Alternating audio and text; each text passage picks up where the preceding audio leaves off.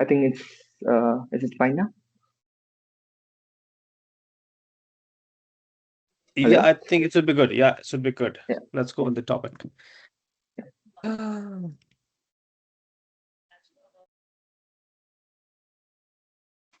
Yes, we are starting. I think we should start from Shravan a data platform discussion and what's the importance of it. Asis will take on the lead from here. Sure, thank you for this. So yeah, the topic of today's discussion will be more of the sovereignty AI data platform or sovereignty. How can we achieve the fullest potential of uh, the insights based or data-driven decision-making process in our organization? Yeah, let's go over it. So this. Um, yeah, so this you wanna cover this slide? Yeah, sure. So I think it's more about what we been doing currently. We are a big data and AI company. We have been serving with our AI data platform. We have our own big data platform. It's called Data Nature, and it's the enterprise level scalable data platform that unifies all kind of fragmented and scattered data into a data lakehouse format. So we have a big data platform. On top of that, we also have business intelligence AI 360 platform. So we are mostly based our headquarters in Canada. We are also based in US, Nepal, and Middle East. We are serving different industries like banking, telecommunication, healthcare, and conglomerates and others. Um, so these are the things that we have been doing through our Delightica Inc. Globally. In Nepal, we are registered as a Delightica Nepal Private Limited. Yep, I think we can move ahead from here. So I just introduced our speakers today. Yeah, as I said. All right. So, thank you for this. So basically, what challenges we are trying to address, or what solution we are bringing it to the challenges many industries are finding on these days is basically the data silos. You have fragmented data across different platforms. So in any organizations, in especially in enterprise segment, you have data and different platforms, different applications. Either it could be ERP systems, CRMs, or your core. If it's a bank, it's a core banking system. Telco, it could be the CDR files, like billing systems, and so on. So there are so many fragmented systems around an organization. So um, the organization, if they have to do reporting, from simple reporting to advanced analytics to any AI and BI, needs that data to be consolidated in a single layer, or consolidated in a place, so we can see the correlation between those systems, how customers are interacting into one applications versus other, and in general we can see how customers are interacting, or how is our operation happening, or what could be the next decision to take on based on the insights that we have.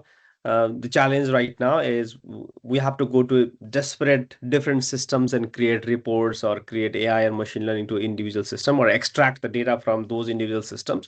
So that are the main common challenges with the industry right now. The next is more of whatever happening, we are using either Excel, or we are using Power BI, or any kind of a BI tools, or you are reporting directly from the database. Yes, we are bringing the analytics, but we are not able to create insights, in intelligent insight. So that is driven by AI, driven by so that could be predictive or prescriptive kind of information. So we are lacking in that segment right now.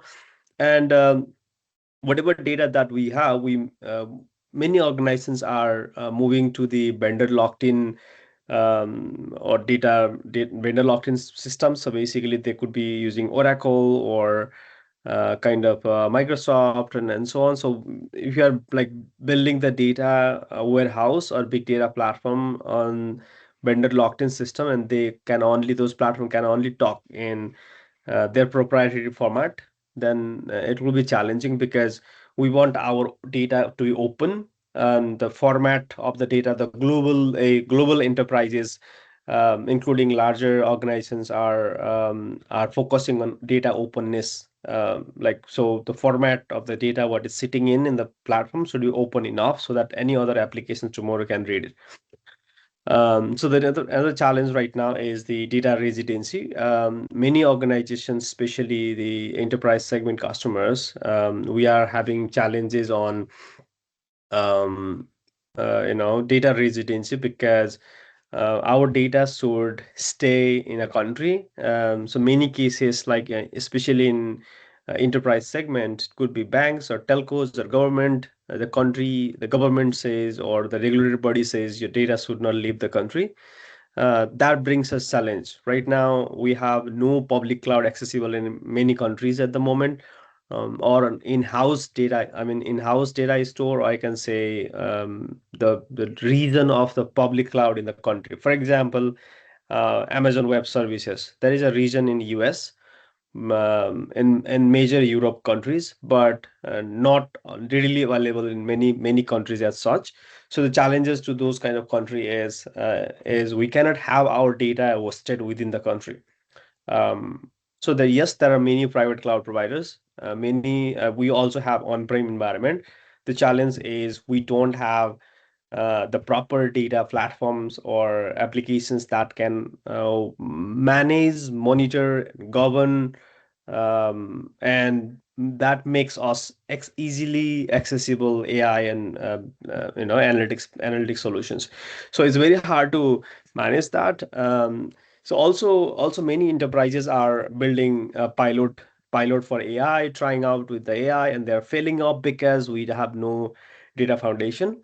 um, to have the proper AI, we need to have the proper foundation. So there is a saying in AI that uh, if it is garbage in, it will be garbage out for AI. So AI, better we pass the data, better it can predict, or better it can provide the result. So the very first thing that the organizations doesn't have is the enterprise grade data platform or data warehouse, or that helps to speed up into production, because many organizations, they're dealing with the larger size of larger volume of data.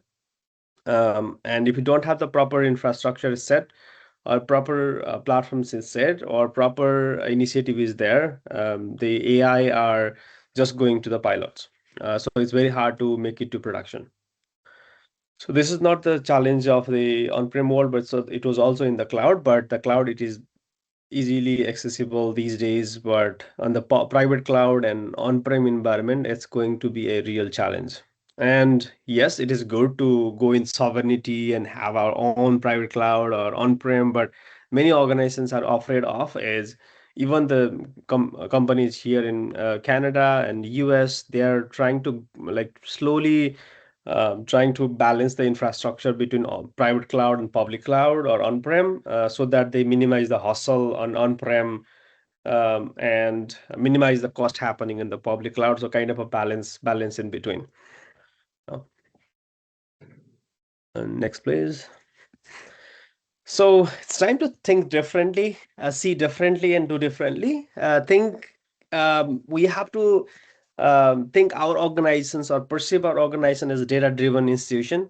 We have to build our strategy around AI transformations. Yes, every organizations around the world are moving towards, or competing competing to each other organizations, leveraging the AI. Whichever company is leveraging the AI faster, they're doing well, for sure. I mean, the ROI have been seen in the market.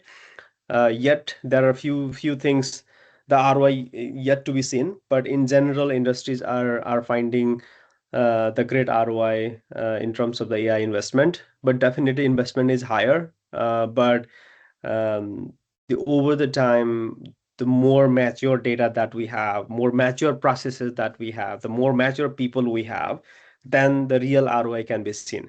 So many organizations have invested so much into platforms or applications or GPU and so on, but eventually the people are not ready. we were going to implement, they are not ready. People are not ready to use it because it also needs enterprise-wide adoption, and also that the data is not quality enough, or data is fragmented enough. So it's not possible to get the ROI with just having the tools or technology. It is part of the enterprise wide transformation journey. So this is what we call enterprise AI transformations. Um, it needs people, process, and technologies or strategies. Those topics around the organizations to be would be, lined off. Then only we can say yes, we are ready. The second is definitely the what can we see differently. So the customer we are seeing today, or we are interacting to them or having conversation to them, is we're talking on the basis of what we know instantly, right? So these days customers, they don't have patience, especially the Gen Z organizations, so Gen Z people, or any new generation people, they have less patience. Say it's very bad to say this now, but we know about by statistics of the the Deloitte and those organizations. They have prepared a report that these new generation, they have they want something instantly, and if they don't see or they don't find the solution they are looking for, then there is a highly likely chance they switch the organizations or applications or solutions these days easily, because the solutions are easily available in the market in the competitive landscape. So let's say if they are having one issue with the one bank, they can easily switch to other bank. If they're having issues in buying a product from one organization, they can easily switch to other organizations, and this is happening. If they're having issues telco, they can over the night they can switch the ISP, they can switch the things. So um, we have to be smart enough to support the customer by understanding their 360-degree landscape, what problem they are facing on, how can we provide them personalized services in terms of the product experience, and so on.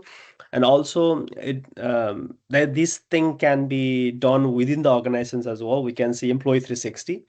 So employee 360, so that employee will be known enough by understanding their activities, or the personalized service or quicker service, and that way employee will also be motivated. Also the performance will be enhanced. Also sales and distributor, basically the different many businesses are depend on the distributions. So if you don't see the distributor interest or passions or performance, and if you don't reward or punish, or if you don't basically have an ecosystem to help them from our side, it's very hard, because each distributor cannot have their data analytics platform or insights and so on. They don't have technical people, plus they don't have big team on the administrative and or the technical side.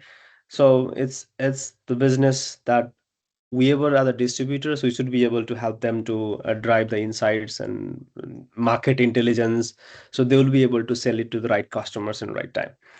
Also the we have to have our historical data to be there in order to provide the reporting as well as the predictions.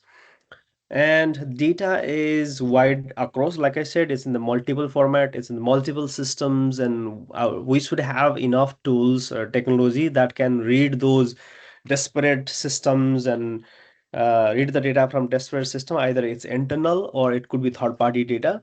We should be able to like pull the data from partners and ecosystems, and it can read structure, unstructured or semi structure. This is one of the challenge as well.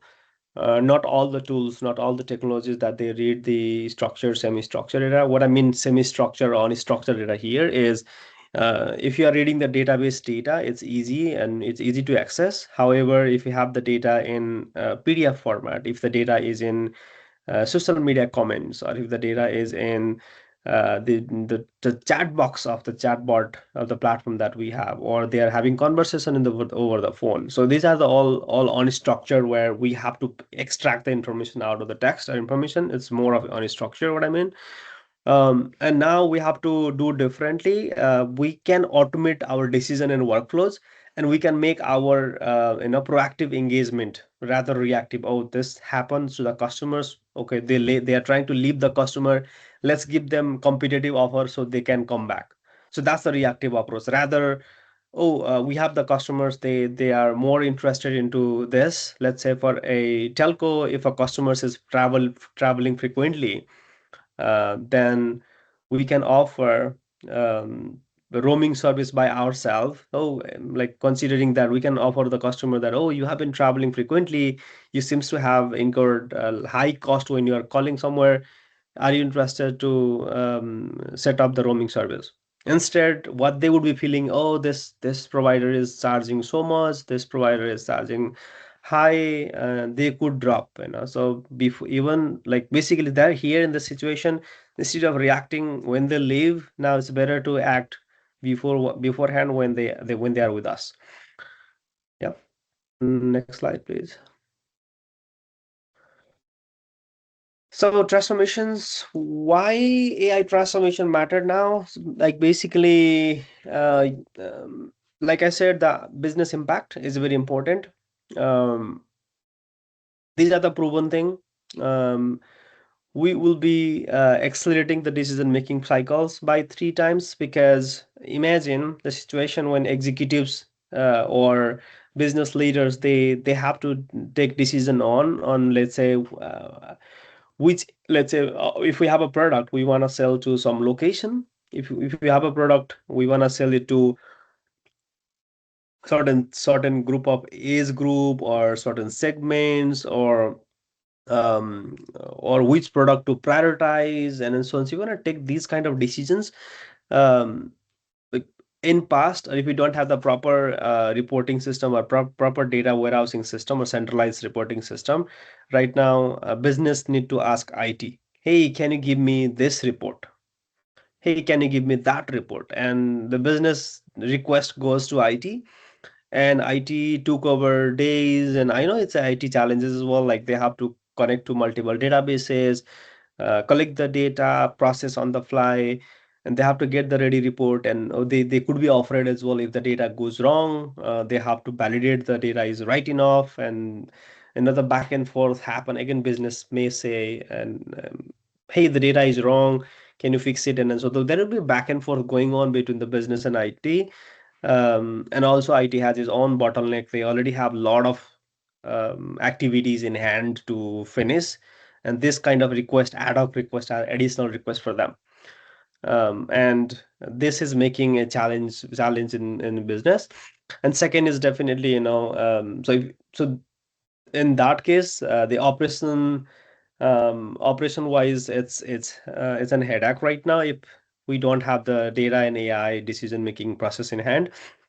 So with the AI, we will be able to reduce the operational cost by 40%. Example, like if we have our internal bill processing team, example, if they are taking a lot of invoices from outside organizations, and they have to manually review the one by one document or PDF, or the scanned copy of files, and they have to do the data entry manually and compare against. And there could be some of the reconciliation process. You could be reconciling across your distributors, across your partners, across the different departments, and so on. So the reconciliations, or you know uh, creating the process as well. So let's say if you have to do something, let's say in a customer service, if a customer is contacting the business, then if something goes wrong that customer service cannot help, then it may goes to operation. They might be searching around many things. Example, fraud detections. If the customer is reporting a fraud, then the fraud department may need to go to multiple iterations of process internally. You talk to IT, talk to business, and talk to that department, this department, try to eventually be able to find out, okay, okay, this is the scenario. This is wrong, or this is right, or this is what happened. So what I'm going to say here is, What if instead of that, in the fraud case, we have one central warehouse system that business can see the data themselves, access the data themselves or ourselves, and if even IT need to be involved, what is the quickest way they can have the additional data or easy accessibility to be maintained in order to prove that whether or not it's fraud or and so on. So I'm giving one example, but it could be varied on business to business, business or business. So different use cases. What I mean to say here is operational expenses could be reduced, or operational time could be, if you're able to reduce the time, or if you're able to reduce the effort by the employees or team, then yes, the more we can reduce. It doesn't mean we are reducing the team of employees and so on. That's the challenge. That's the one of the interesting rumor in the world right now. So yes, when the AI comes in, we'll have less jobs. No, it'll be, so we have to think in a different way. So if we have the AI and it's in if it's reducing the time it takes to process something, now our business with the same employees, our team will be able to do more jobs, and like company can get more benefits out of it. So there is a highly likely that business will grow or maximize the profit by let's say 40% or 50%. So it doesn't mean we have to cut the resource in order to balance. No, we can, if we have more money, more profit margin, then we'll have more appetite to hire more people, right? So eventually it's increasing the capacity.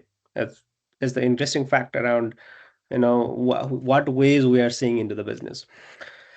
So also we can improve the customer retention. So when I'm saying customer retention, the more we can personalize the customer experience, the better they stay, the better they retain. Example, when there is a customer banking customer that they are taking loan, like taking let's say mobile banking from us, and if they try to uh, you know um, log into the mobile app multiple times, but their app gets locked in, and imagine they are not techie people, they don't know what's happening, and they show the frustration by calling the customer service. They have to hold on a line for 10 minutes, and eventually they feel frustrated, and they go away. So we looked into the data insights of many organizations by analyzing what was the major reason customers are leaving the business is because of these smaller things. So imagine if when the customer was locked out by multiple attempts, our business, we should be proactive enough to identify those type of customers regularly and segment them and tackle them, all those similar customers at a time. So if you personalize it and have the similar group of people having the same problem, we can automate the process. We can either automate the process through people or technology or process. I mean, it's up to us, but as long as if you automate and if you go to the customer faster, even before the customer call us, hey, you try to attempt multiple times, so your account is locked out now, and maybe this is how we can solve the problem. This is how we should go. Instead they come us and they show the frustration and they go to other bank, assuming that, oh, it will be much easier. Yes, they, for sure, then they also have the similar problem, but they feel like changing the platform or changing the solution that I have right now may bring in the solution. That's what they think, and it's a customer frustration eventually. So eventually, so that what I'm saying is, if you want to increase the retention of the customer, then sometime they feel like competitors have better products, but we may also have that product, but we are lacking to propose them in the right time. So we should be, our AI system should be, or data platform system should help us to identify what is the next potential product to offer to that customer, what is the next potential solution to offer to that customer, and how can we bundle them up together. Can we bundle those two product together and give it to the lower price? Can we have those product to be offered in the day one of the cycle, or after 15 days or 30 days of the cycle, and or when the some kind of event happen, can we offer those products? Yes, then we will be able to personalize, and more personalization, more retention, and more, stream of revenue. Yeah. So also the second thing is about organizational capacity. Like basically, um, we have to we can be able to empower departments now, from simple email writing processes using chat GPT. Imagine the life before chat GPT or this AI tools versus the life after these things. So it's way different. We are finding our day-to-day life much more easier than what we used to have before. The same email writing would take 5 to 10 minutes or 20 minutes of time. We have to think about the wordings, grammatical corrections, the a lot of context around, and so on. Now it's so much easier. We just have to provide what happened and what do you want to respond to, and just give the context. It can write an email. If we want to write an article, now we can just give the context around our key capabilities or key things around, and rest the AI can write it. Instead, we had to spend hours to write the documents. Imagine in the blog posting and so on, it used to take hours and hours to write the articles. Now even generating the images and videos, those basic like day-to-day activities that's done by the different businesses, it's being easier now. So now imagine the context is important, and now imagine our organizational capacity would be increased if we are able to have our own AI systems that can understand us. So it means from the chat GPT, what we should learn is the more AI systems know about us, about our problem, about our solutions, and about our customers and so on, the better it can write, right? Better it can generate the insights, or better it can generate the suggestions. uh, then it's about having better context.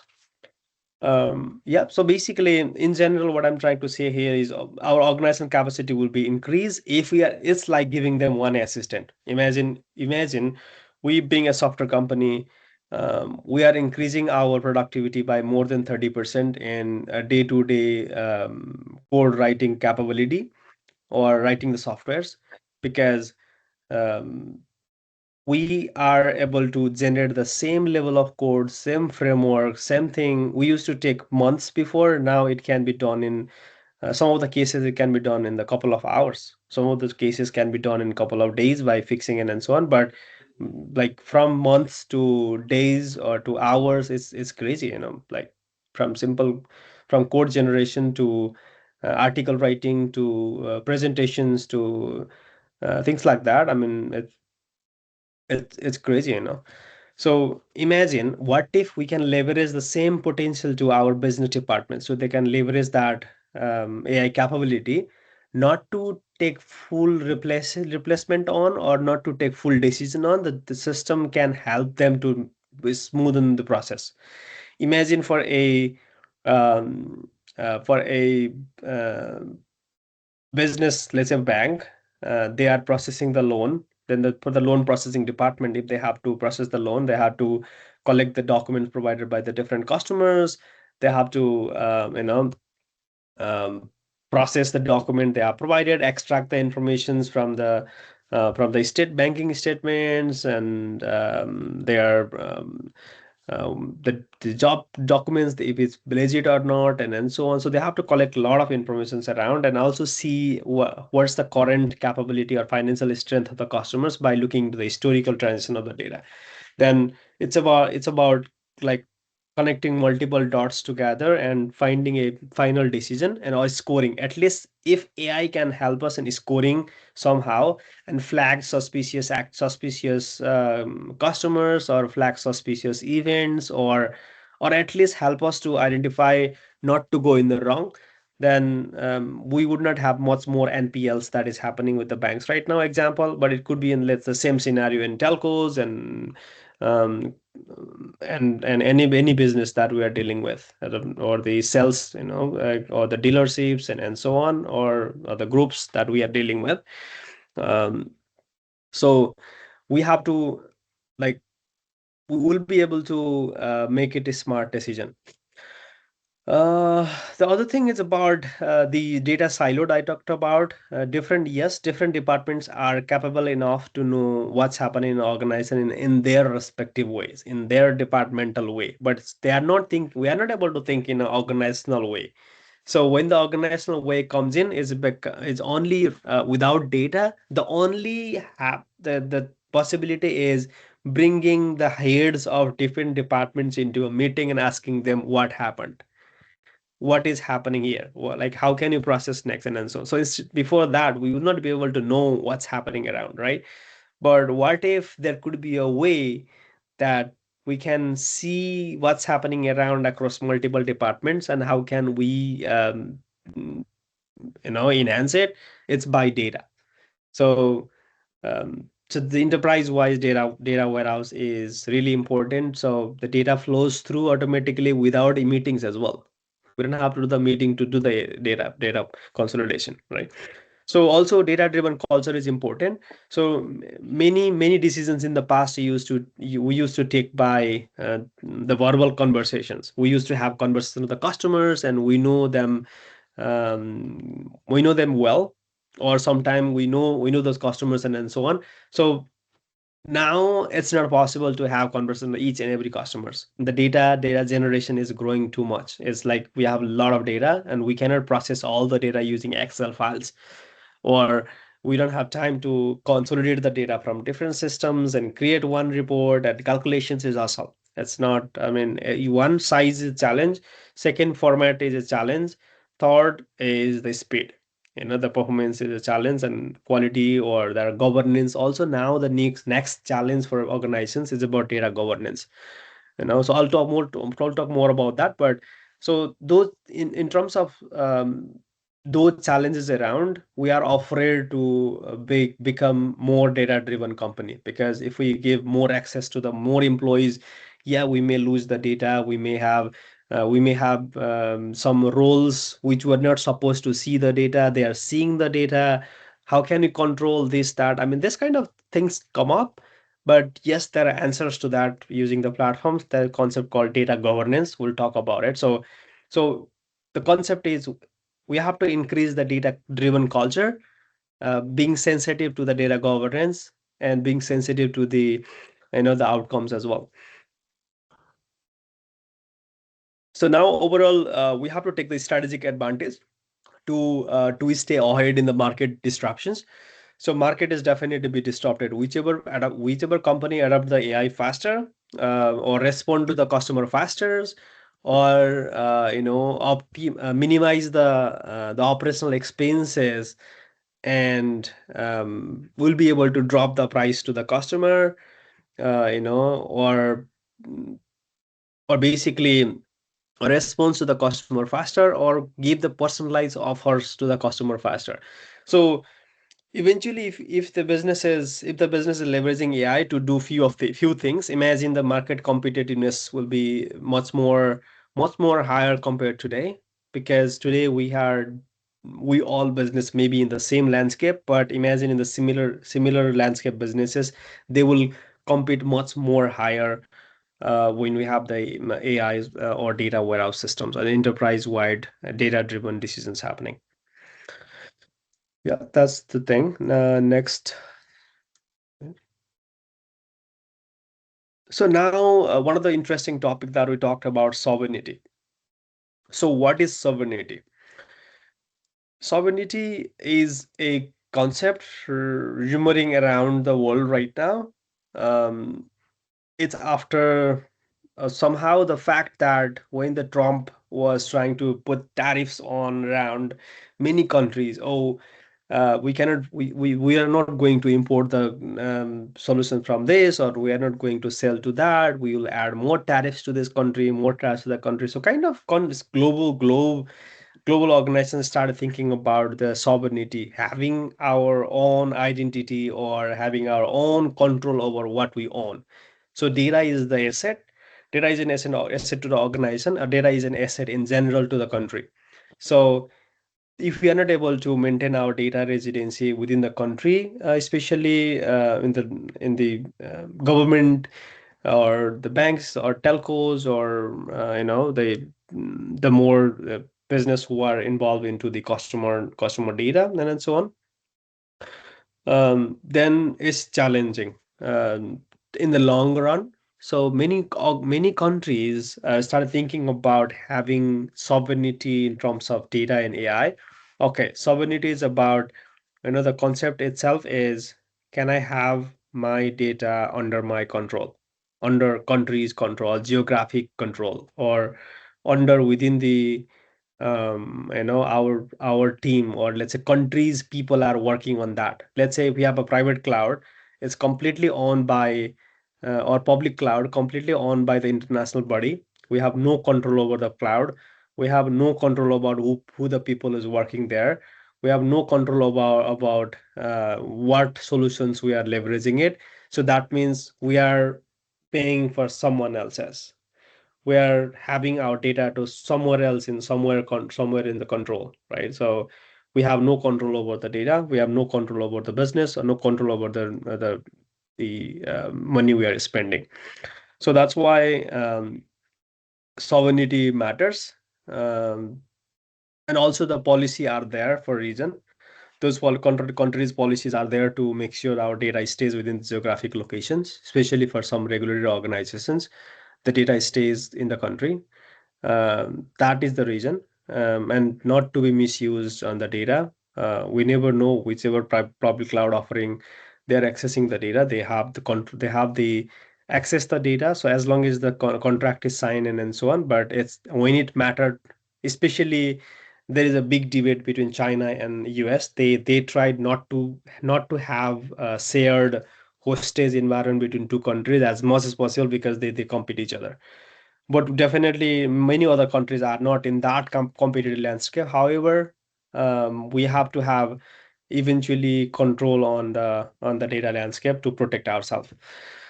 So data, when I talk about sovereignty, sovereign data, we can have our own private cloud. Yes, going from on-prem to private cloud is definitely we free up ourselves and managing a lot of hardware and so on. But we are bringing in challenge of security and the price control and so on. And but it's a balance. So if we can go to private cloud and free up ourselves from day-to-day hustles, and free up ourselves to think in our business, then we will be in a good standing. We can focus on something that we need to focus on. And the second is, so it's about balancing between on-prem and cloud.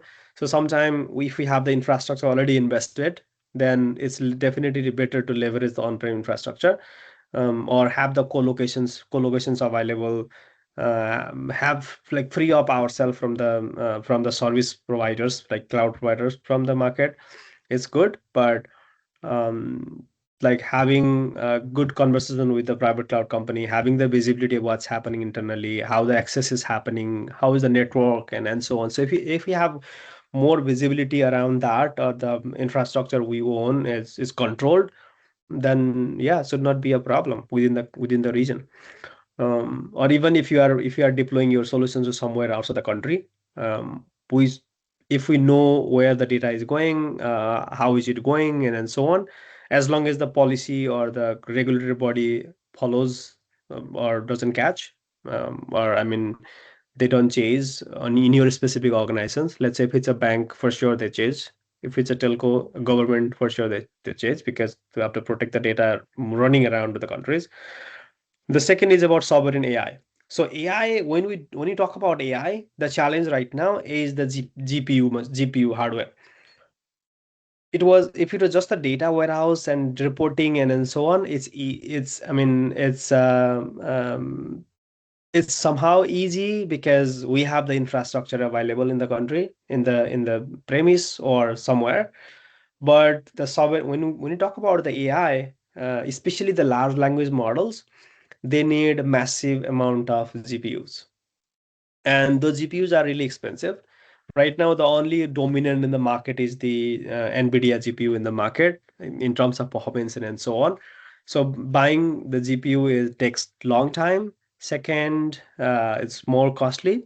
And third, And the third, and no many businesses have seen real ROI, like um, in terms of AI and so on. So they're afraid that we may not be able to invest much into that. So if you don't see much of the investment, no capability of either the private cloud companies or even the inside stakeholders, like management, like stakeholders are not able to, or board members are not allowing to buy the GPUs and so on. And private cloud providers, they don't see immediate buy and they don't invest in much. So this is kind of a chicken and egg problem happening in the market right now. So we don't have the proper AI systems. You don't really use it, and you don't get to know about the ROI. And until and unless you buy or you commit something, the private cloud providers or any infrastructure provider or even internal stakeholders are not gonna buy GPU or are not gonna invest into this. So this is kind of a chicken and egg problem where many countries are stuck on, um, and that's we need to solve. So at least having data driven culture, start building small language models, whatever fits into business, and working closely with the partner companies, working closely with IT companies. So because IT companies or AI companies are focused into that, they are built for that. You know, like businesses should be like smart enough to partner with the better organizations whom they can offload their those AI things, so they can offload their initiatives into AI and so on. They can focus on their business while they bring in the challenges, bring in the problem, and bring in the data they have, and like AI companies that they partner together and build something. So that is to be done. And if it's not, if the business and IT companies or AI companies are not pairing up together and not working closely, the challenge will still stock on. This is in silos, like I said earlier. So neither there is an investment in the GPUs, nor there is a implementation in AI. I mean, no data-driven culture, and we'll be lost. And country will be going so much fast forward in the AI implementation. However, we'll be still stuck on the second and egg problem. So basically, the next thing is about like matter of sovereignty, like maintaining the sovereignty while still making our AI accessible. Like for example, we can still be sovereign by implementing open AI APIs. How? If we don't, like I said, if you are still stuck on chicken and egg problem, it doesn't hurt using, let's say, public open AI APIs or public cloud, or the publicly hosted solutions for pilots. For there is exceptions around. There are pilots if you want to have at least start building the data driven culture, or like doesn't you don't allow, let's say, personally identify information, PII, especially the name, the email, phone number, something that is more, or transactional, somehow very very crucial financial information. There are few things that to be restricted.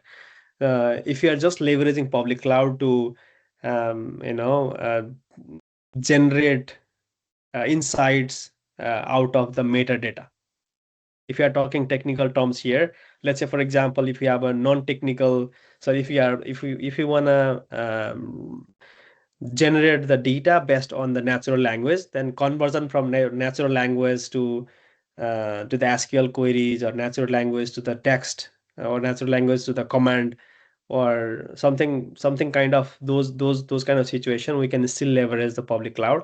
I mean, it's matter of balance, so eventually we can balance off. And over the time, when the times comes in, we are spending too much on the public cloud or too much on the APIs and so on, then now, or we are going to productions really sending the real data, or sending off much data to the cloud, then yes, this is a serious concern. Then we have to start, okay, if we see the ROI, then we have to be ready to smartly invest into the GPUs and so on, either internally or to the shared hosted, at least in the country. Yeah. Next.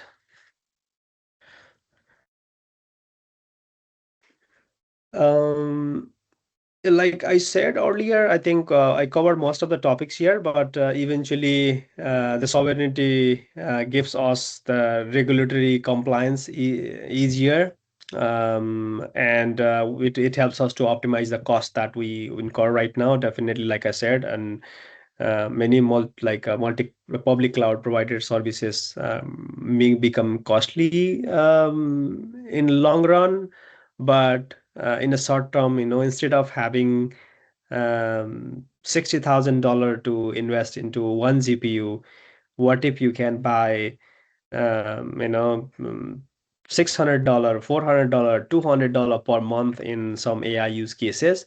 If $100 AI use cases per month, it's just like $1,200 per year kind of investment in OpEx using the public service available. It's much more better than investing $60,000 in large GPU for a small use case. So we have to see the ROI really in the case, but it's definitely better to leverage the managed services available. And if over the time, if the cost becomes so high, if the managed services becoming so high, then we have a time to like switch. Okay, let's buy the hardware now. Let's buy the GPU now. Let's invest in something. So definitely overall, it provides the enterprise acceleration. So if you are building AI data warehouse or AI data platform on-prem, whatever hardware you have or within the private cloud. So like I said, the one of the challenge many industries are not really leveraging AI because of they have no platforms or no ecosystem available. What if you have ecosystem that you can have your team ready to start building something, have your team motivated enough to start productionizing thing, have your team start building some of the use case that helps businesses. So we'll talk more about it, how does it solve the problem, but now we are still struggling or trying to showcase around the problem. But eventually we'll talk about how can we solve these sovereignty or challenges, and how can we adopt faster without having proper infrastructure or the applications we have or the platforms that we have right now. Yeah, so this.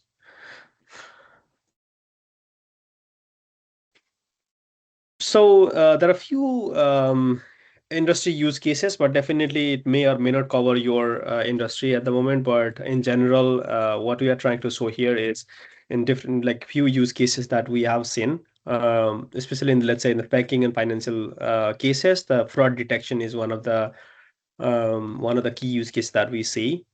So right now, manual fraud detection, compliance testing, our business is going over the IT and trying to search around. And so I talked about the problem earlier. So there is a manual process hidden underline.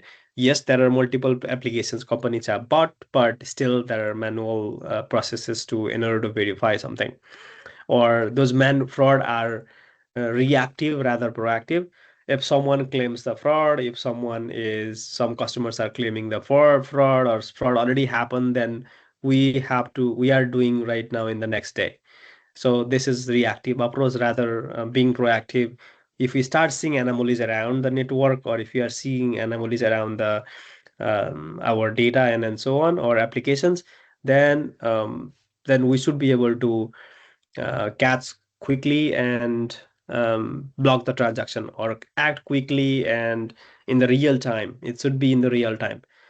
What I'm saying is, if you have millions of customers, you should be able to smart enough to capture, or if you're able to like uh, monitor those millions of customers transactions or billions of transactions, you should be able to track them in milliseconds, and so you act before the actual transaction happens. um, so eventually, overall bankings are reducing the fraud cases by 40%, you know and 40% in terms of loss.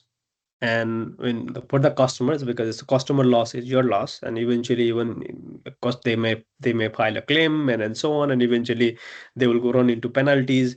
and eventually the fraud losses are higher loss. And with the AI, many organizations are able to have 40% reduction in the losses. And also the customer is like they are solving the customer faster. It means they are retaining the customers, retaining the brand, and so on. And telcos, the network optimizations and service quality, basically by analyzing the network uses, um, by using the data running around, um, businesses are able to find the potential issues causing the customer churn. Right, basically customers start calling somebody if the network is not good, they are having the frequent disconnection, if they are trying to use the internet, if they are not feeling the like satisfactory around solution, that could be some network related cases. So many cases we see the churn happening in the telecom industry was because of the service quality.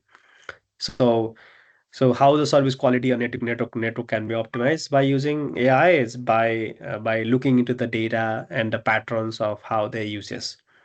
So we can collect. So we should be able to collect the data, analyze it, and promptly identify the potential issues and fix on our side. Rather, customers calls us and say, "Oh, I'm having internet issue. Oh, let me restart a router. Let me look back and come back to you. Let me restart this, restart that." I mean, oh, it's hectic and it's like waiting, like holding them in a call, and that's challenging. So instead of doing that, and also repetitive, so many customers may feel the same problem when it's repetitively, then so then it was a challenge. So now with these AI or data driven decision, the uptime is increased to 99.99%. Many organizations you see that they are like confidently saying we have 99.9% of uptime. So they are saying 25% reduction in customer complaints. So customer and or even faster customer resolution. And especially in the government and public sector, the citizen services can be tailored. Right now, many countries, they don't have the proper tailored services to the customer. So if you have the unified data around different ministries, different government entities, then the we can have single profile for overall entities around. We can have a single profile around. So the concept of single profile here is it could be applied in many cases. It could be applied in customers. It could be applied in citizens. It could be applied in many businesses. As long as if you are able to have the unified profile or unified view of a customer, then that brings us, especially in business who are dealing with the multiple products, especially companies who are dealing with the multiple services. Then imagine a customer is buying one product, um, and while they don't have another product, then that's a challenge. I mean, it means like we are not able to capture the customers by utilizing their behavior to other product. So we should be able to smart enough to cross sell and upsell to the customers, so we can find our customer internally, rather we go and spend it marketing and ads and so on. So we already have the customer inside. Like, yes, we should be able to cross sell and upsell. Next, please. So yeah, similarly, the use cases can be applied to many other businesses. The concept is around customer service. How can we make the proactive customer service is one of the key use cases many businesses are using, though we used to call like chatbot and so on. So the previous chatbots were more just FAQs. Customers like comes into the board, they ask the questions, and it was just answer whatever questions it was set in the if else condition. It was in the statically, okay, if a customer says this, check the keywords and answer the customer back. So it was kind of a traditional chatbot. While now, after the OpenAI or the LLM models, large language models, or generative AI, when I called the chat GPT kind of technology come in, So the conversation is much more interesting now. It can understand many customers, it can understand the data and can understand things like that, but you have to have your data quality enough, smart enough, and the foundation is good enough so the chatbot can respond better. So even for the chatbot to work better, now it's a data-driven chatbot. Now customer can log in and I start asking questions, then the bot should know whom I'm talking to. What I mean to say here is if you have a 360-degree view of a customer, when the customer asks questions, then the bot knows how many products customers are using, what products and services they are using, are they certified, which stage they are in our sales cycle, let's say, or have they got any combo product, what product. I mean, as long as the AI agent knows about that customer, there is highly likely that the agent can respond personalized way. So that is the difference between human and AI, right? Like if the AI can personalize better, now it's surpassing the capacity of the human by AI. So when there is a case that the AI cannot understand the current landscape or cannot personalize it, then that's the case when AI lacks. So different use cases I've talked about: customer service, the business process automations. So we try to buy many businesses buy RPAs product, robotic process automations, business process BPAs, business process automations. Many organizations buy AI products to solve specific challenges and so on. So and also many businesses are adopting AI in the global right now to enhance their current customer operations. Okay, let's say you already have the business process automations. The business process automation will act smarter when you have the data underlying, if it's driven by data.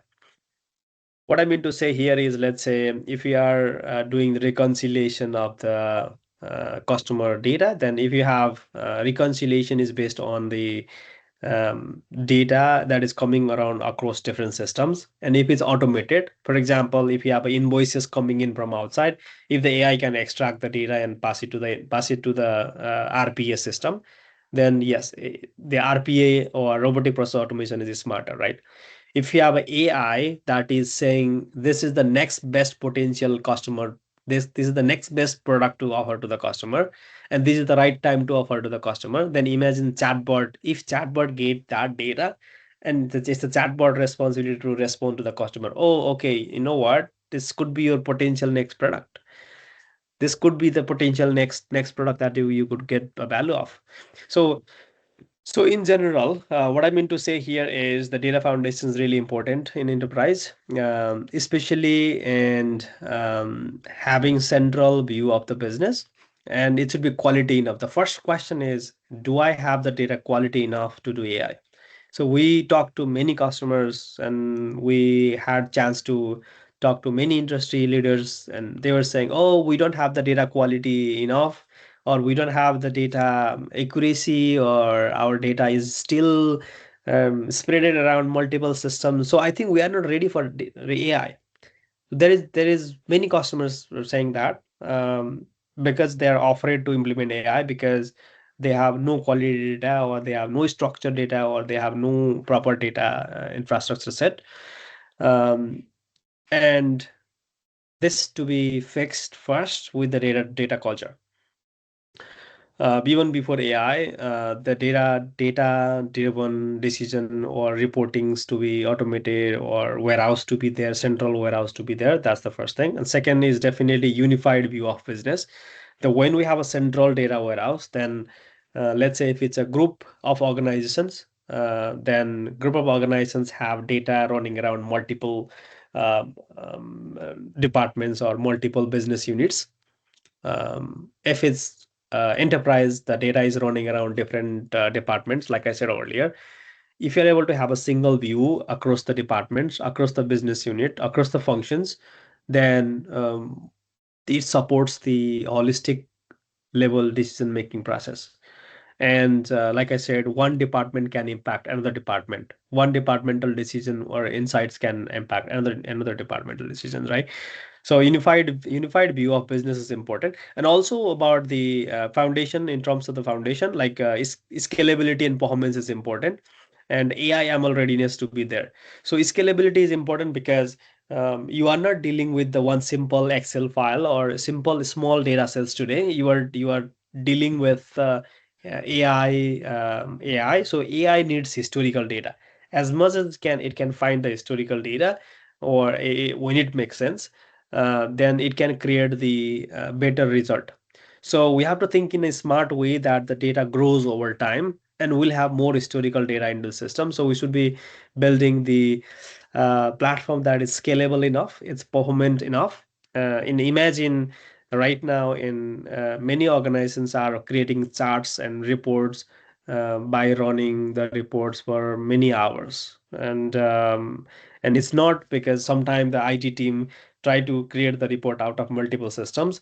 They are facing like it's taking many hours. So I think instead, let me do by chunk.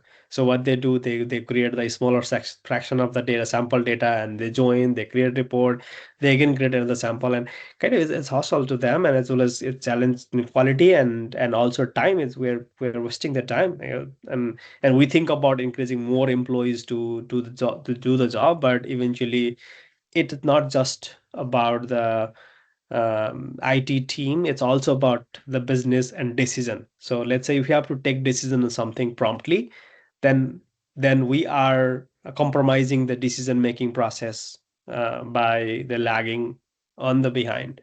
So we have to be have like we have to make the systems scalable and performant and easily accessible to IT or business or somewhere, so they can build the use cases better.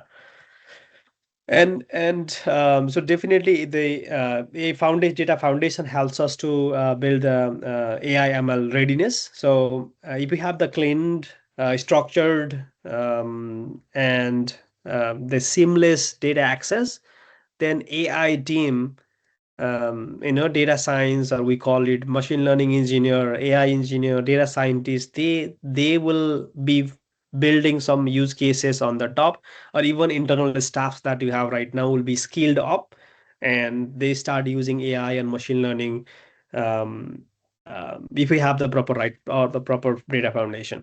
So if you don't have the foundation or the platforms available, then they start juggling around setting up the tools, setting up the platform, accessing these, accessing that, and then so on. They juggle around the tools and technologies. Rather, they had to focus on building the models. They have to start focus building on use cases. So this is happening a lot. I mean, many organizations, they don't have a foundation.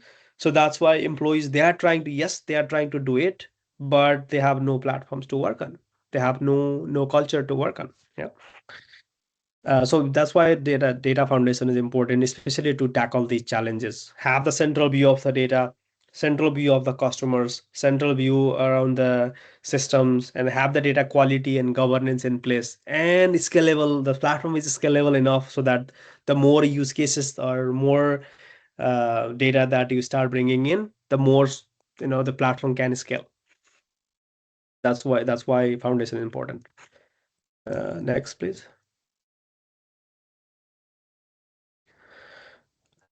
Next slide. So, if you see in the landscape of the architectural ecosystems in the business, foundation come first, like a home. If you are building a 10-story home, 20-story home, if you don't have the proper foundation set, then you cannot imagine having 100-story home.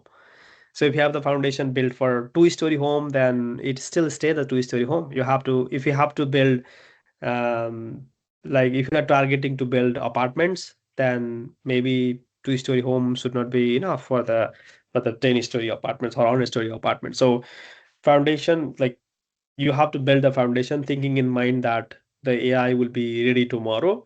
Yes, but we are building the foundation today to accommodate the use cases, potential use cases tomorrow. So what kind of potential intelligence that we're gonna bring in, the world is using right now.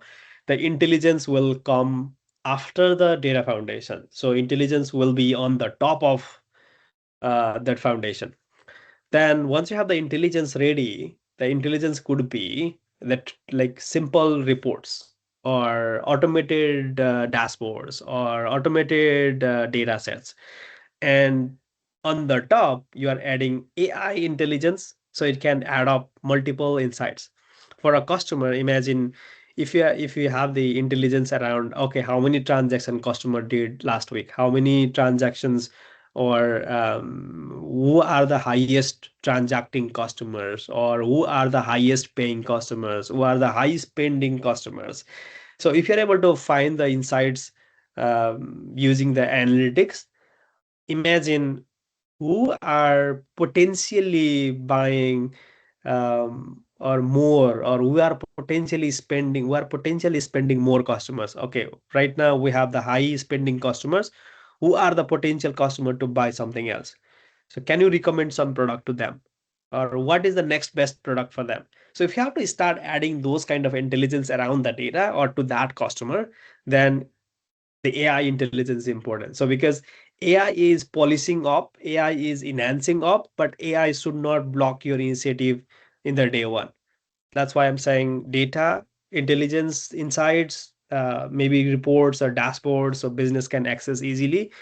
Um, and as soon as possible, let the data flows to the business from IT systems, your application system to the business, and central warehouse to the business. So as soon as if you flow the data to the business, they start asking more data. So right now the problem is many businesses that don't flow the data to the business, they only provide an ad hoc basis. That is why that is not being data driven organizations. So that's why business are not asking more of it. So and also there is a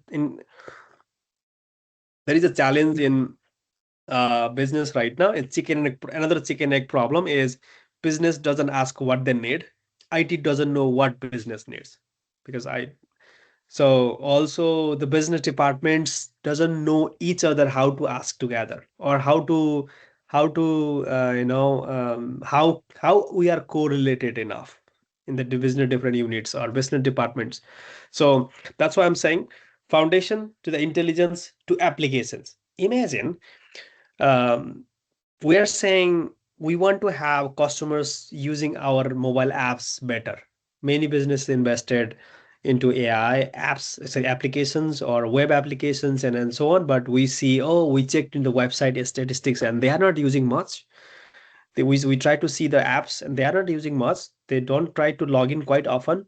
They don't try to quite use many features. Why? Because we are not personalizing them.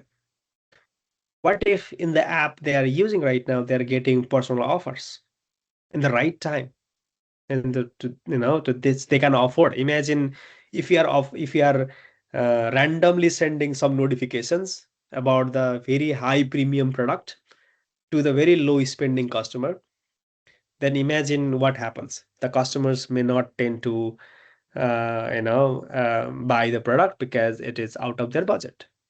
Simple. If you are spending some product to that customers, it's not relevant to them. It's out of context for them. They don't see. They ignore. They one day they ignore, 2 day, second day they ignore, third day they ignore, and eventually they feel like there is no much of a worth. I mean, looking into it, and they will stop it. So the applications can be delightful if we have intelligence added in it. It is, yes, it is the existing apps you have, existing web applications you have, but what if you hook your intelligence to that application and that application now becomes smarter?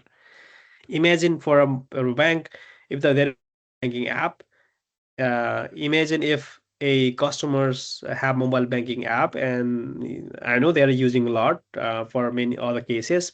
And what if we can send a notification that, oh, you could be potentially um,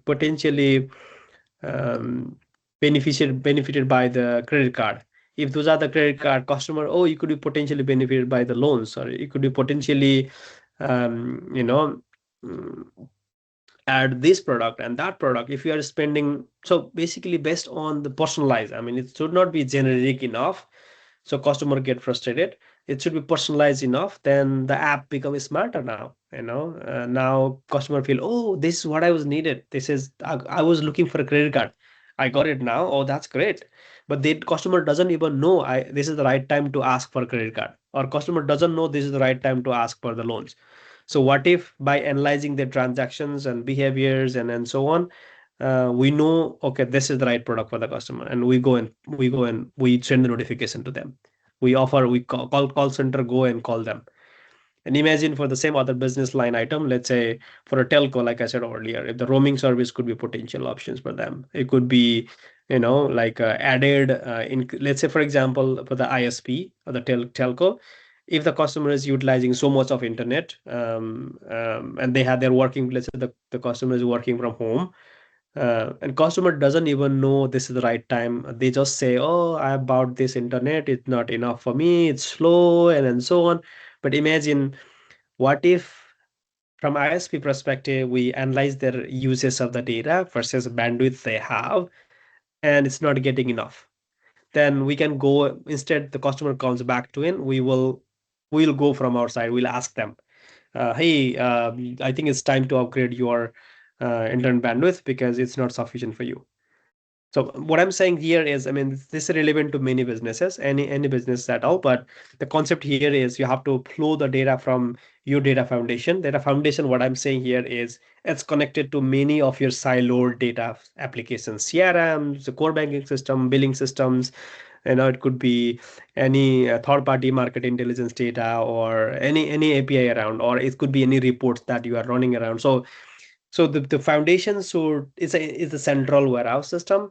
Then it flows through intelligence to applications, and eventually customers will be feeling the experience that they are looking for. So it should be flowing that way. But the faster we flow the data this way, the faster we can adopt the AI. That's the simple formula. Next. And also, I forgot to mention that the data should come back. If you are flowing the data flow wise, the data should also come back as a feedback. So if there is a proper cycle running around, what I mean to say here is many businesses have field customers, field employees. Many customers are also like privileged enough to send something. Let's say if they have a mobile banking app, then if a customer is um, you know providing some feedback, yes, I'm interested, not I'm interested, oh yeah, this is something I needed, and they will be able to chat conversation and so on. So if you are able to bring that data back to the system, then this is something smart choice for us. Mm. So we had done one interesting use case for a bank. So what happened, many customer service department was trying to sell a mobile banking app. They went to the customers, and customers were interestingly, we found out that through the insights. Okay, we analyzed the data, and customer service was trying to sell hardly mobile banking app to the customer. So we found out one group of customers that they were rejecting. They simply were saying, oh, we are going abroad, we may not need it. We found out that in the comments, and later we analyzed the comment and found out that, what if we offer a potential dollar card to that customer if they are traveling abroad and they don't need it now in while back, that maybe they would need the dollar card. And we ask customer service to contact them back again and offer them this. Then the conversion rate was much more higher. So it was increased from like a 5% to 60% jump in the conversion rate. And imagine, the personalization can matter a lot, and feedback cycle is important. The data was collected back from the business or applications or the customer side, about the reactions about our data through applications. You know, so that's what I'm saying. So if you're able to flow back your insights of the intelligence to the applications and bring the customer experiences or reactions around back, this is where we will be flowing the data around, and we will be much more smarter, and we'll be able to delight the customer. So one of the interesting product that we have is a data nature platform. It's a unified data foundation product. What it does is basically It has a data integration capability. It can connect to different data systems. It could be any databases. It could be any data systems like as a CRM, CVS, or mobile banking systems. Or it could be in many forms like databases or APIs. So it has 200 plus pre-built connector. You name it. It can connect the data to those systems, or it could be social media and anything. It could be email, and so it can connect to any of the data systems with pre-built connectors, or we'll be able to add more connectors to it if we need it, but it can support as much as possible. Many industries are adopting it. So it can connect the data to those systems and pull the data from those systems, because we are not doing analyzing the data to that one.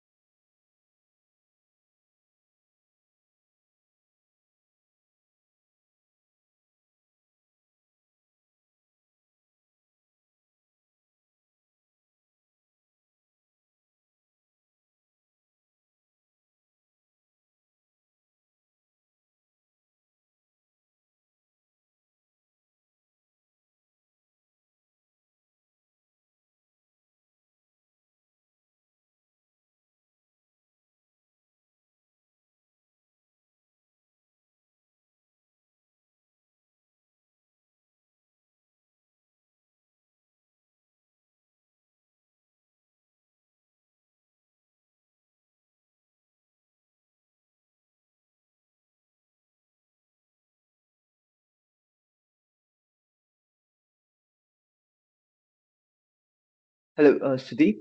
Yeah, yeah. Sorry, Can, sorry. can you take it, take over from here? Yeah, sure, sure. So yeah, so as discussed earlier, right? So we need a platform, the foundation platform, to make sure that the right data approaches to the right AI use cases, right? So for that, the engineering team from Deloitte, we developed foundation data foundation system called data nature. So what it does is it has like multiple connectors, like there will be lots of data, right? So going to the data, we have like on today's world we have different types of data. So mostly we have structured data, then after we have unstructured data and semi-structured data. So in the traditional approaches, or during 2000s or like 90s, the data was kind of structure only, because uh, during those time the technology was in wave 1.0. So during 1.0, the user were not able to insert, or user were not able to uh, add data of their own. The only data was they use newspaper, or they used to only go to the browsers, or they used to only go to the mobile phones and get the data that was broadcasted. And right after it came web 2.0, so where the Facebook evolved. So when the Facebook evolved, they gave us the ability to add some posts like I'm feeling good right now. Those kinds of posts, the the general people were able to add those type of data, and the data started to generate on its own self, or started to generate from the people like us. And then after, during 2010s, after 2010, the development or the evolution of web 3.0 occurred, where the data was constantly generating via sensors, or then with it came the surveillance cameras, right? So it started generating data in milliseconds or in nanoseconds. That's how the big data started to evolve. So the data itself started to evolve, and including those the structure of data. It was kind of like it has one structure at one time and another structure at another time. That means the schema was kind of dissimilar. So that's where the data started to grow up, and that came the concept of big data. And so um, So to control this type of data and to centralize those data, we needed a tool. And different Apache even evolved some tools. Then Cloudera came, and Microsoft started building those tools on the cloud. But the problem was those tools were not mostly feasible on the on-premise solution, right? And to solve this type of issues, the engineering team from Deloitte started developing a unified data foundation system, which is called data nature, right? So here it solves all the data silos problem. So we can integrate all types of data, including structure, semi-structure, or unstructured data that either comes from videos or images or files, or any semi-structure from APIs, JSON. And the structure, obviously, the traditional data are obviously structure, which are oftenly stored on Oracle system or any other database management systems, right? So the system basically offers multiple connectors that allows data engineers, especially, or any other data roles, to connect to the source and view the data. And they can integrate in both real time and in batch or any methods they like. So here, this system connects to the multiple type of data sources, and it allows uh, the system allows the developers or any roles to migrate or integrate data to a central system. So it allows you to create different pipelines, data pipelines, or any ETL pipelines. In the traditional way, the pipelines were mostly ETLs, right? So after the evolution of the data into a big data concept, the ELT pipelines started to grow, where we generally integrate with the source and just migrate the data as it is to the system or to the storage system, and we further use it on building some KPIs or cleaning and so on. So it allows you to build both types of pipelines, ETL and ELT pipelines. And after that, so we need to orchestrate these types of pipelines, right? So mostly data engineer orchestrate those pipelines. Sorry. Oh, go on. Sorry. Yeah. So so we need to orchestrate those type of pipelines. Those types of jobs needs to be orchestrated. So in the traditional method, there used to be cron jobs, or any, we put the bash script inside a cron tabs and run it on a scheduled time, right? So but it didn't give us the visuals of the scheduling things, right? So uh, the web-based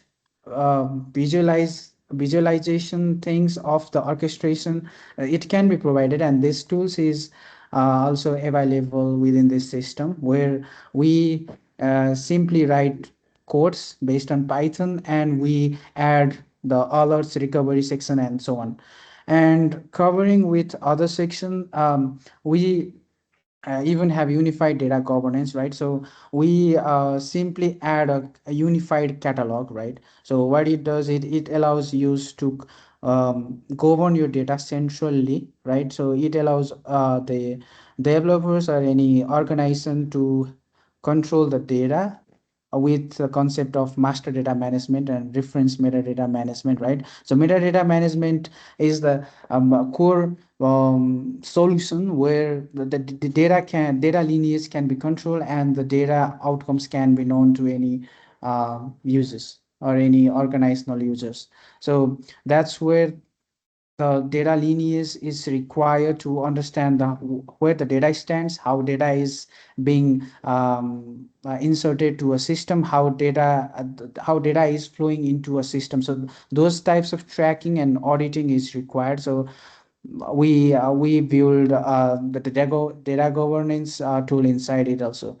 And for the AI, right? So once we bring all the data to a system, to our system or to a storage system. So we define the KPIs based on business layer. So how we build the system, the data pipelines is basically there's a architecture called medallion architect. So we go with a bronze silver gold concept where the data remains as it is on the bronze, and we simply standardize data on silver layer, and after that we build the data models based on the business requirement on the gold layer, and the gold layer will be serving to the business purposes and the AI purposes.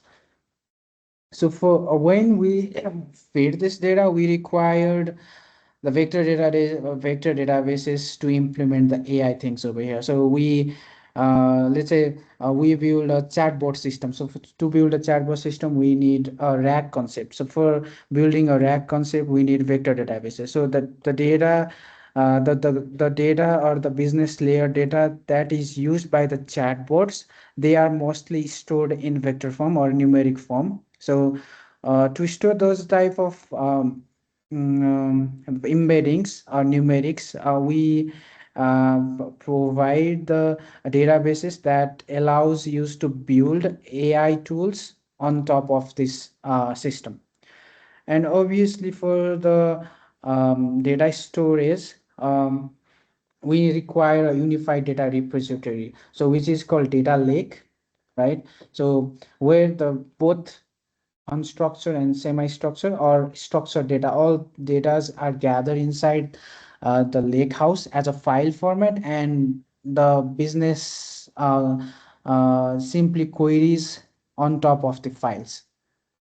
And to make the agentic AI, the data is almost ready. So the data basically gets ready on the gold layer.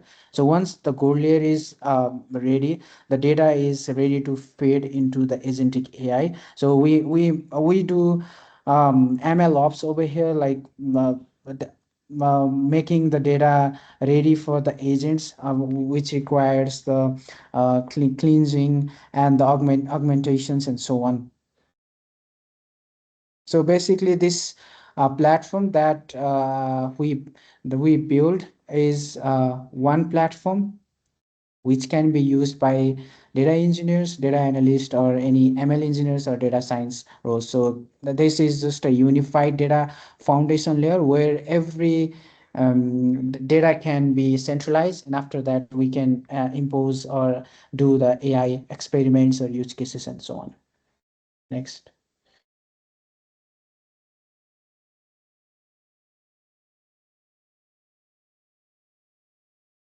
So,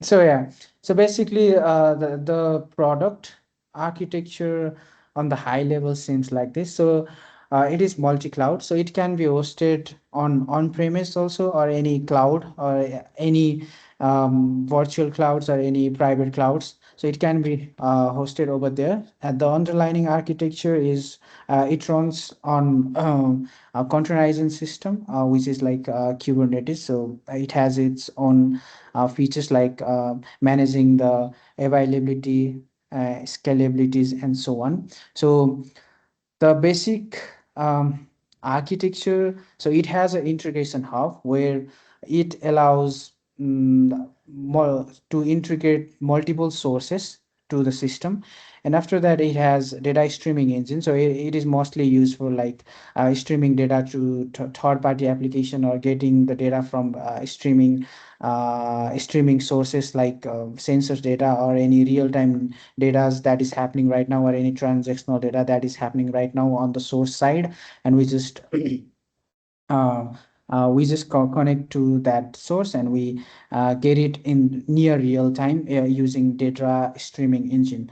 And after that we have data engineering section, so where the mostly the data engineer works on it, building the ETL pipelines and ELT pipelines, where they integrate with different sources, and they migrate the data, or they ingest the data from sources to the system.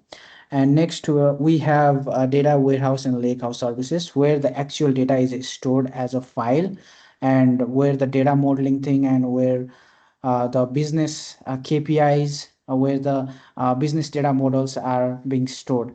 And we have operational data stored. So operational data stored is mostly given for the concept of operational data, which is frequently been taken by the business, right? So it is mostly used for OLAPS operations. So that this ODS is mostly used for the business analytics purpose. Next, the AI and machine learning. Obviously, we need when we create a models, we need to deploy the models. We need to revalidate the model and again retrain the model. This process, the iteration process keeps on going. So to do that type of process in a semi-technical or in a visual way, the this features is enabled inside this platform. And on top of this, the metadata management, schema management, and all the orchestration of this um, flow is handled. And obviously the security and governance is required. We need to perform row level security. We need to perform column masking. We need to perform object level security. So all type of that masking and the compliance things, like masking comes under the compliance and the GDPR concept. The governance of the data is handled by GDPR. For health data, it is HIPAA, and so on. So this type of security and governance is also handled within the system. And the major tools or the pipelines that are written by any data engineers, they need to deploy it to the system. So to make it constantly working, there's a concept of CI/CD within the system that handles all the data pipeline being tested to the development environment, and then after being passed on the development environment, it is sent to staging. And once the validation from QA is done by the staging layer, then it is sent to the prod. So those type of phenomenon is handled on top of the CI/CD. And this is kind of a high level overview of the data nature architecture, which covers data data integration, data management, and after data management and the deployment of the models and so on. Next.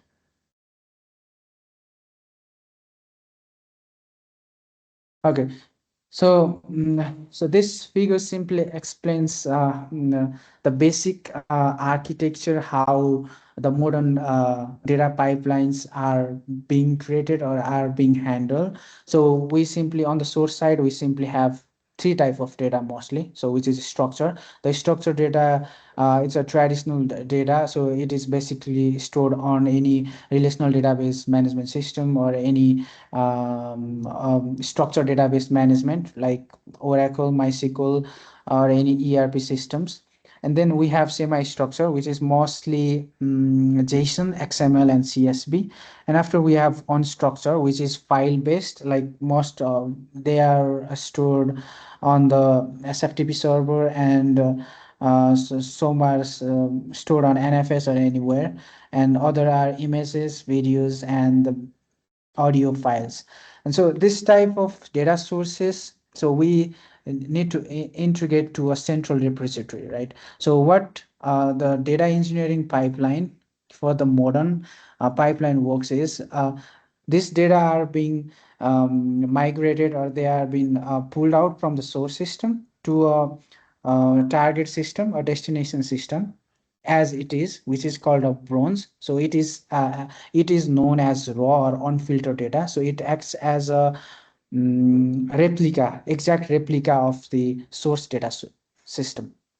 And once this um, unfiltered or raw data is imported, then we simply do We simply do manual filtering or like standardization or so on. So we don't do any complex logic on the silver layer. We just standardize the data and we simply clean it and we remove the duplications on the data.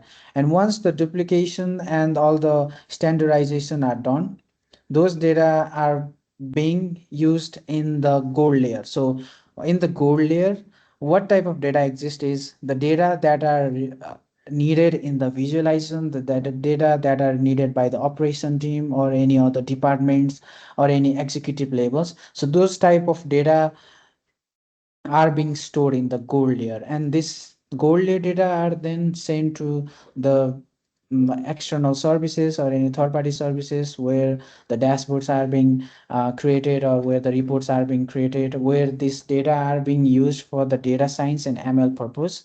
So basically this is a modern architecture of data pipelines that mostly data engineer works.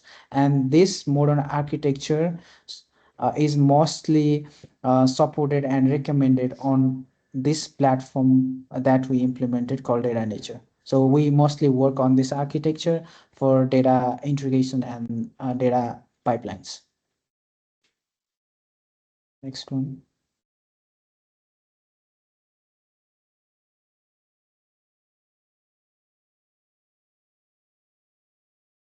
Let me carry on, Sweep. Yes, yes, yes. Thank you so much. So basically, okay, we have talked about in general overall data and AI ecosystem processes and platforms, how it helps. So basically, the platform that we talked about in general is um, it's a scalable solution. It can connect the data, build the data warehouse we talked about, build the central repository of the systems and single layer and business systems like BI, or let's say in the market that we see Power BI kind of tool, or it has embedded BI tools as well, or the BI or any AI. AI agent, you have to, if you want to build agents, let's say if you want to build fraud detection model, if you want to build AI agents to um, you know do customers chatbot, or have the businesses ask question in natural language, have the business process to be built. So basically it has a decision layer in it, decision intelligence in it. We'll talk more about the decision intelligence on the top, but in general the platform is scalable enough to use the AI related use cases. Data and AI related whole ecosystem is out there. Yep, and that platform is deployed on public cloud or in the private cloud, and it's available in a managed form in local public cloud provider. Um, it's currently hosted in Ansel Private Cloud in Nepal, and we also available in any other private cloud entities as upon request. But public cloud is readily available to try it out. You can request us for the trial. We can talk more about it. Okay, next, please.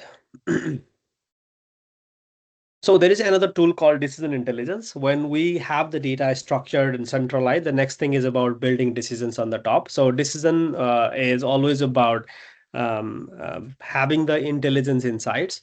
It could be form of the reports or dashboards, or it could be form of the predictions. Let's say which product to offer to customers. You have for this you have to have the product recommendation model.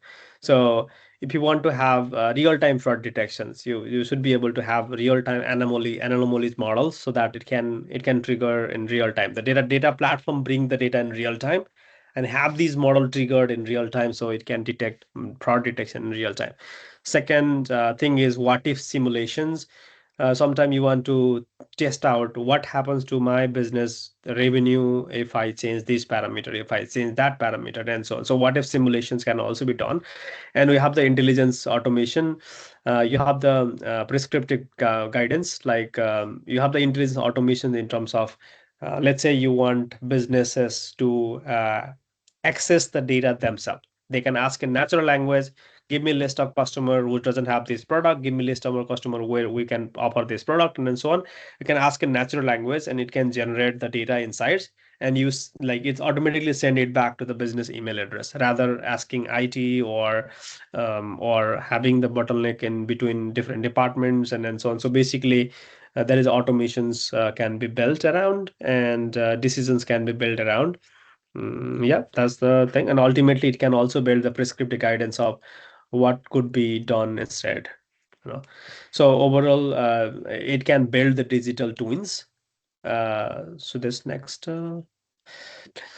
So twins, like with all these insights, you can have the different twins. The platform has the concept called decision intelligence we talked about. It has a digital twin framework which can do like it depends on business scenario. Let's say we want to have customer service agent twins.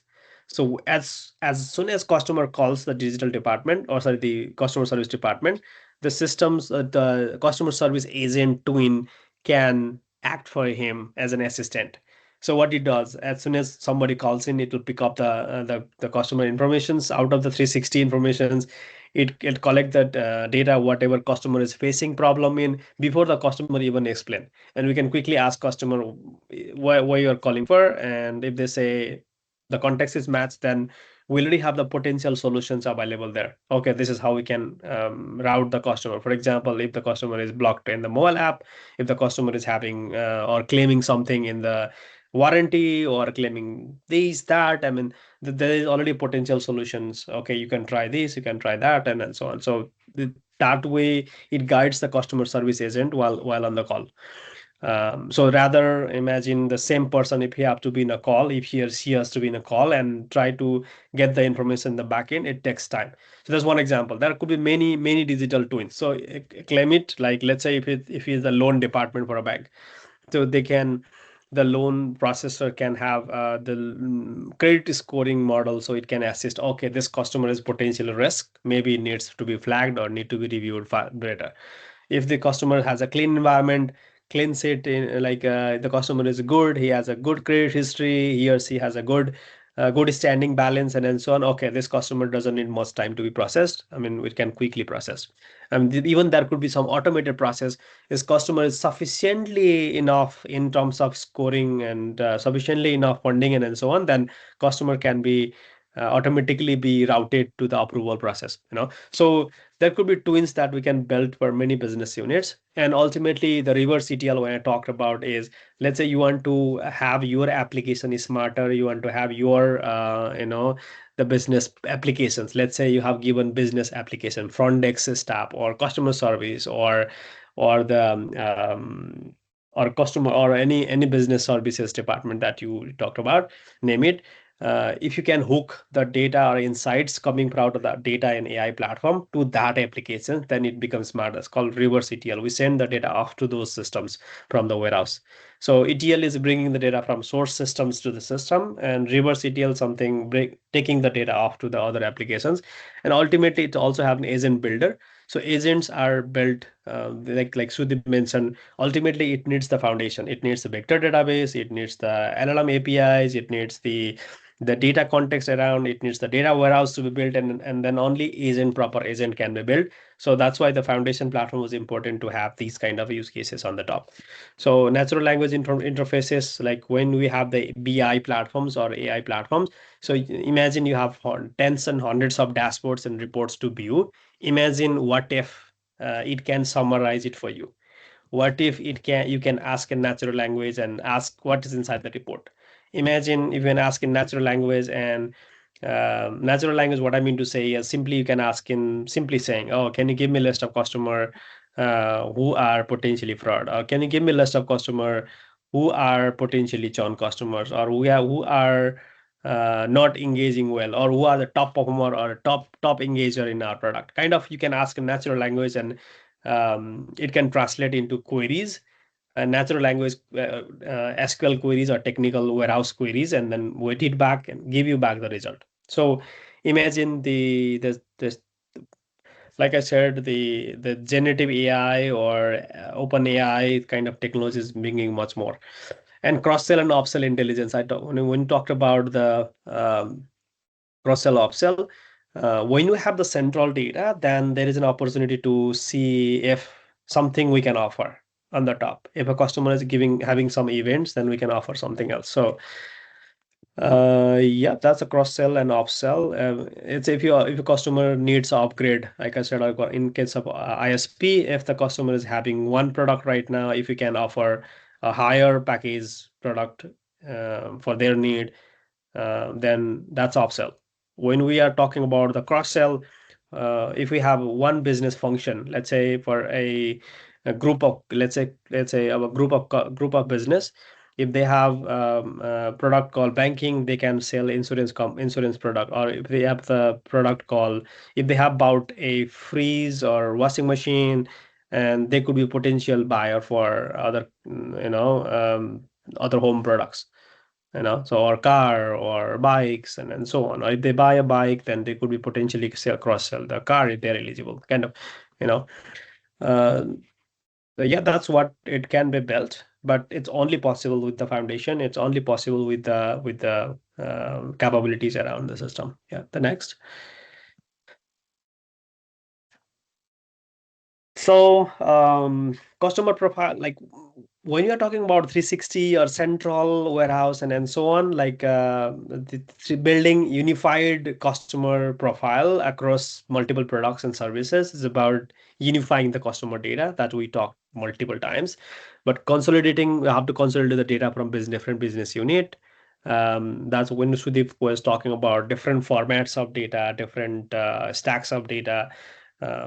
It could be audio, video, it can be text, or it can be relational databases data and so on, and or market data and so on, or your Excel reports you have been playing around. So we have to collect the data from those systems, have the unified customer view, then apply the predictive analytics, maybe segmenting customers based on their behavior, identifying customer potential risk, anticipate the customer need, potentially, okay, this is the customer, what it needs, and next best action or next best offer, and also the personalized recommendation, like, okay, let's recommend this to the customer. Okay, for a segment of customer, when I talk about segment is a group of customer that they have similar interest, that they have similar behavior. Imagine for a telco, if there are many customers that they use internet very high frequently, very high bandwidth. They could be potentially having same IP address. They are not changing frequently, kind of. They could be the person who are working from home. Maybe we need to be able to identify, okay, what signals a customer's a behavior, and there could be similar customer that they have similar behavior across. So we can pair them up together, or we can club them up together and market as a customer segment. And AI or AI systems on the top of data platform, it helps us to identify that segment, and we can offer a right product, the right customer in the right time with that segment of the customer. So it means we are tackling with not just one by one customer, we are tackling in a group of customers. So we save our time, efforts, and still we are personalizing it. We are not doing the black, like cold call or cold email or cold text. It's in a group, in a personalized way, or we can call it a hyper personalized way. And omni-channel, so when the customers talked over the phone, over the message, over they visit the store, they visit the customer zone, then I mean the customers are interacting in the multiple ways. But we have no if we don't have any single unified customer view, then customer tend to be lost, and our operationally will be spending much, because you have to find the information, you have to ask multiple department, you may be missing opportunities out there. Customer might be eligible for, maybe the customer might be the loyal customer for other business units. The customer is coming to us because of that loyalty, and if we don't know, we may miss the opportunity. So we should have the omni-channel experience, that wherever the customer is interacting with, we should know, okay, this is our existing customers in our any business units or any business departments, or any, or they already have bought some product in the past to us. So yeah, that's the quick concept of it. Next, please. So overall, agents can be on our platform. We have the agent hub, and we can build the knowledge base on the vector database that we talked about. And we have the agent designer that we can have low code and no code kind of designer. So that can build the AI agents, and we can like design, train, deploy, and like make it to the production. Um, so no PhD required. Like it's simple, easy to go, the drag and drop, and yeah, next thing. Yeah, next please. So yeah, digital twin I already talked about. You can make HR twin, so you can facilitate the HR employees. You can have the customer twin, so it can have the customer personalized conversation in the chatbots or apps. They can interact or they get the personalized recommendations or offers and so on. So analyst is something natural language, and business can ask the questions to assistant in the twin. Okay, business doesn't need to know SQL queries. Business doesn't need to know IT systems, what is underlying. They can simply ask questions and get the data. That should be the democratization of the data. And like you can have the customer service to it. So customer, when the like I said about customer calls in and for the resolution, they can quickly have the interaction with the customer service doing, and customer service agent can solve the problem faster. It means we are solving the customer problem faster. We're doing faster resolution. It means we are better than the competitors. Second is about saving your time. We are saving the customer service time. It means we are saving the operational costs. We are saving the operation efficiencies. So next.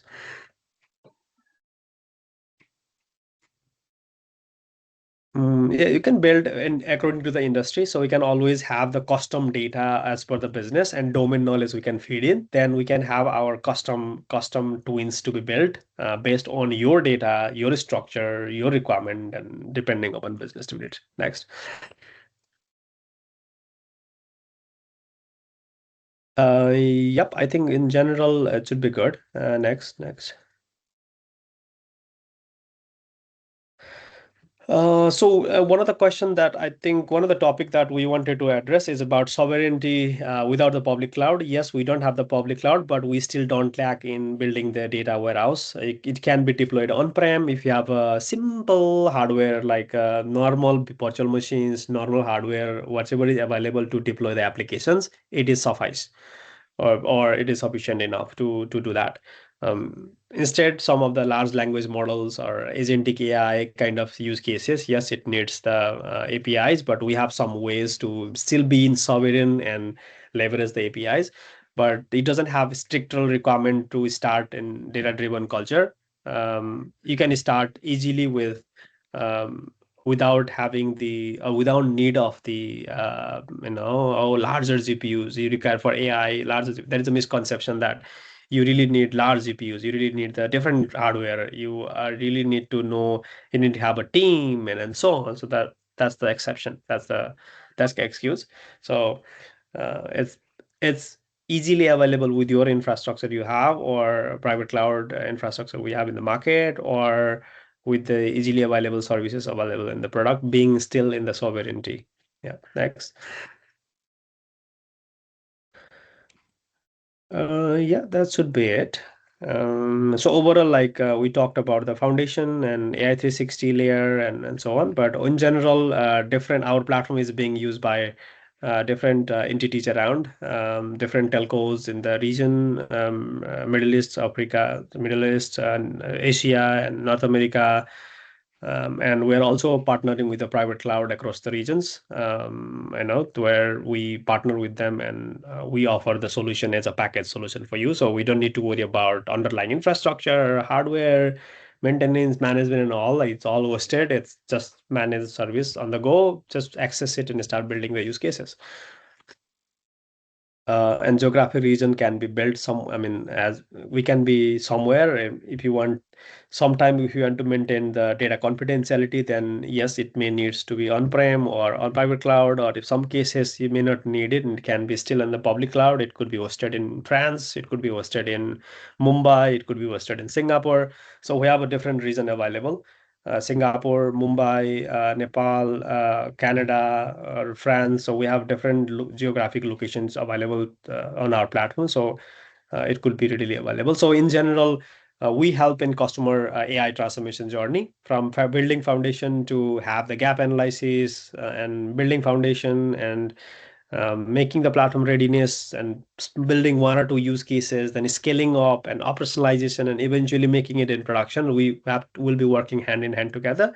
But in general, we know how the people, process, and technology to be in a place, and we have our own maturity model, internal organizational model based on popular maturity model framework. We have defined our framework. So we come to organizations and do the assessments where they are in the maturity landscape from 1 to 10. Let's say, okay, they are in the 1 level or 10 level, where they are, and based off of that, we know, okay, the organization needs trainings, upscale, needs the team enhancements, or have these tools available, or need to have these use cases to be built, and so on. So we'll be working hand in hand together to have the maturity assessment. So it's available. So we are always ready to do the assessment with you together to find out your landscape where you are standing in, and we'll be able to have the right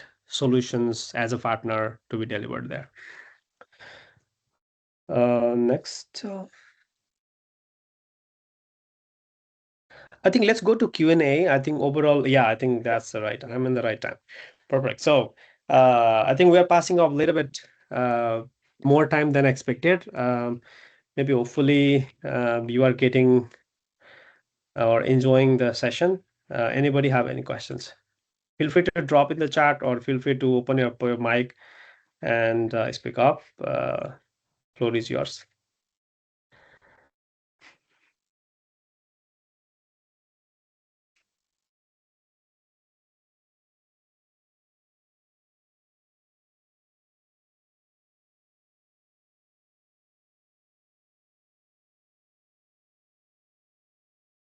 Anybody have questions? Feel free to drop in the chat, or simply open your mic and talk.